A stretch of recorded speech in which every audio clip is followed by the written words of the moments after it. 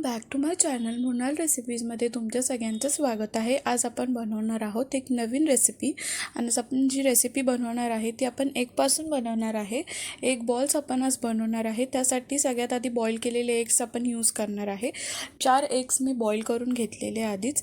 त्यानंतर आपण इथे एग्सला स्मॅश सुद्धा करू शकतो किंवा मी इथे खिसून घेते तसं खिसून पण घेऊ शकतो किंवा त्याचे छोटे छोटे कट्स करून पण तुम्ही यूज करू शकता। तुम्हाला जसं ज्या शेपमध्ये किंवा जो टेक्स्चर हवा आहे तुम्ही तसं त्याला देऊ शकता। तुम्ही आता इथे मी खिसून घेतलेले आहे आपले एग्स जे आहेत ते मी एक एक करून आता सगळे खिसून घेणार आहे। आता इथे मी सेकंड एग पण खिसून घेणार आहे। त्यामध्ये मग आपले बाकीचे स्पाइसेस ॲड करून घेणार आहे। वेगवेगळ्या वेगवेगळ्या टाईपने जर आपण त्याला बनवायला गेलो तर त्याची प्रत्येक टेस्ट आपल्याला वेगळीच येणार आहे। स्मॅश करून बनवल्यानंतर त्याची टेस्ट टोटली डिफरंट लागणार आणि इथे खिसून घेतलेले आहे त्याची टेस्ट टोटली डिफरंट लागेल आणि ही टेस्टला सेम चिकन पॉपकॉर्नसारखीच लागते। तर पुढे तुम्हाला मी रेसिपीमध्ये सांगेलच काय काय ॲड करायचं आहे त्याच्यामध्ये। सगळ्यात आधी इथे आता आपण खिसून घेतलेले एग्स आहेत त्यामध्ये आपण ॲड करून घेणार आहे कोरिअँडर पावडर जिरा पावडर सगळ्यात पहिलं मी ॲड केलेलं आहे। जिरा पावडर ॲड करून झाल्यानंतर मी त्याच्यामध्ये रेड चिली पावडर ॲड केलेली आहे आणि त्यानंतर आपण त्याच्यामध्ये ॲड करून घेणार आहे चवीनुसार मीठ। अर्धा चमचा जिरा पावडर, अर्धा चमचा धना पावडर आणि अर्धा चमचा लाल मिरची पावडर आणि चवीनुसार मीठ ॲड करून झाल्यानंतर मी ते 1 चमचा कॉर्नफ्लॉवर ॲड करून घेतलेला आहे।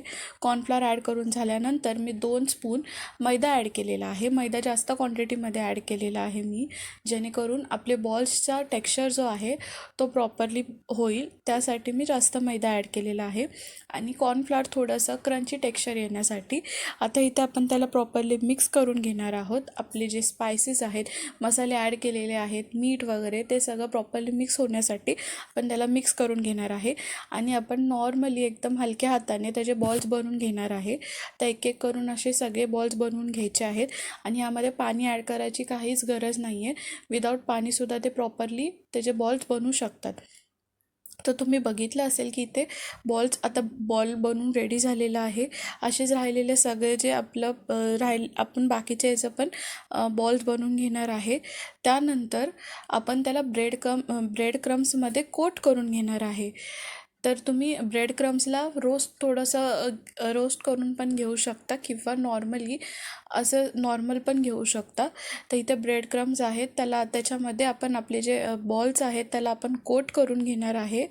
इझिली कोट होतं, ह्याला पण वरून आपल्याला कुठली स्लरी लावायची पण गरज नाही आहे किंवा पाणीसुद्धा लावायची गरज नाही आहे। असं इझिली फक्त आपण वरून पण कोट केलं तरी ते कोट होतं, तर जास्त काही करायची गरज लागत नाही।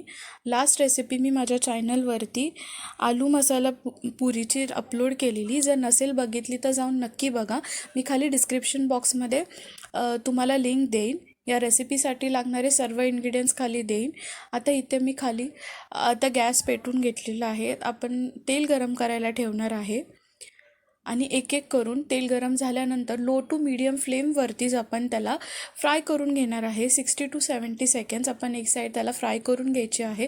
लो टू मीडियमवरतीच त्याला 5 मिनिट्स कुक करून घ्यायचं आहे। आपले बॉल चांगले कुक होतात आणि गोल्डन ब्राऊन कलर येत नाही तोपर्यंत आपण त्याला चांगला फ्राय करून घ्यायचा आहे। त्यांना एक चांगला असा क्रंची टेक्स्चर येतो आणि आतून ते सॉफ्ट असतात। माझी इंस्टाग्राम ID मी खाली डिस्क्रिप्शन बॉक्समध्ये ॲड करेन। तुम्हाला नेक्स्ट रेसिपी कोणती बघायला आवडेल तीसुद्धा तुम्ही कमेंट करून सांगा। आपली एक साईड जी आहे ती आपण 50 to 60 सेकंड्स कुक करत ठेवायची आहे ऑइलमध्ये आणि 50 to 60 सेकंड्स नंतर आपण त्याची साईड चेंज करून घेणार आहे, जेणेकरून ते आतमधून पण चांगले प्रॉपरली कुक होतील आणि जास्त फास्ट गॅसवरती आपण त्याला फ्राय नाही करणार आहोत। एकदम लो टू मीडियम फ्लेमवरतीच त्याला फ्राय करायचं आहे, जेणे ते चांगले क्रिस्पी आणि क्रंची होतील बाहेरून। तर ऑलमोस्ट आपले थोडे आपले जे बॉल्स आहेत ते कडक होत चाललेले आहेत, क्रंची होत चाललेले आहेत। सो हळूहळू त्यांना असं गोल्डन ब्राऊन कलर येईल। आता जेव्हा ते गोल्डन ब्राऊन कलरमध्ये होतील तेव्हा आपण त्याला रेडी आहेत ते खाण्यासाठी। Thank you so much for watching.